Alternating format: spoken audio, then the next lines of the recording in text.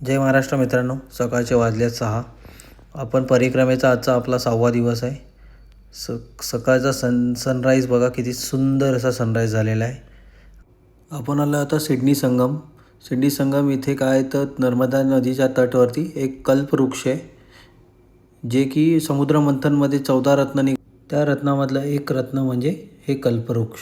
कल्पवृक्ष हे 100 वर्ष जुनं झाड आहे आणि ह्या झाडाखाली जे आपण कल्पना या इच्छा मागतो त्या इथे पूर्ण होतात, म्हणून ह्या झाडाला कल्पवृक्ष असं म्हणतात.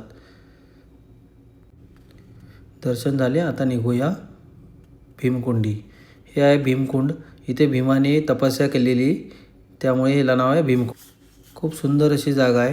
भीमाची इच्छा होती मा नर्मदेने अमरकंटकमध्येच राहावे, म्हणून त्यांनी इथे तप केले. आपण जेवणाचा टाईम झाला आहे, जेवण करूया. आता आपण आलो आहे जैन मंदिर अमरकंटकमध्ये. इथे आपण फ्रेश वगैरे झालो आहे. या साईडला रूम्स आहे आणि ह्या साईडला जेवणाचं आहे. इथे जेवण वगैरे आपले झालेले. हे गाडी घेऊन जाण्यासाठी माणसं असतात अमरकंटकवरून, त्या माईच्या बगीच्या इथून पार करून देतात. आपण आता आलो आहे माईची बगियामध्ये. इथे नर्मदा बाल्यकालामध्ये खेळायची असं म्हणतात, त्यामुळे ही माईची बगिया असं नाव दिलं आहे. इथे जल परिवर्तन होते नर्मदा परिक्रमावासियांचे. जल घेऊन मग आपल्याला अर्ध जल इथे अर्पण करून परत आपल्याला ह्या माईच्या बगियातून जल भरून दिले जाते. मग ती परिक्रमा आपण पूर्ण करून पुढे जायचं असते. इथे महाराजांनी आपले ते वटीचं सामान वगैरे घेतलं, वटी भरून घेतली.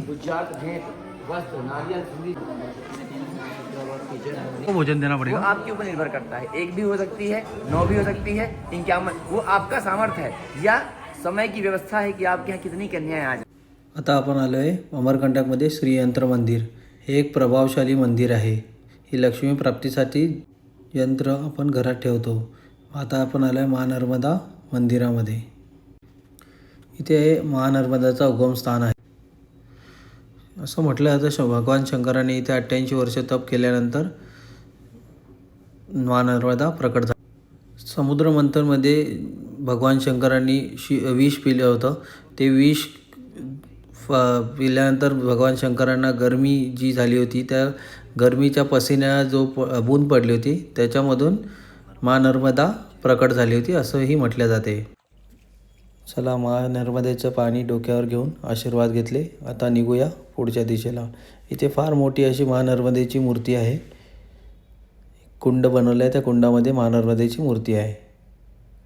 नर्मदे हर. चला तर निघूया आता आपण नर्मदापुरमच्या दिशेला.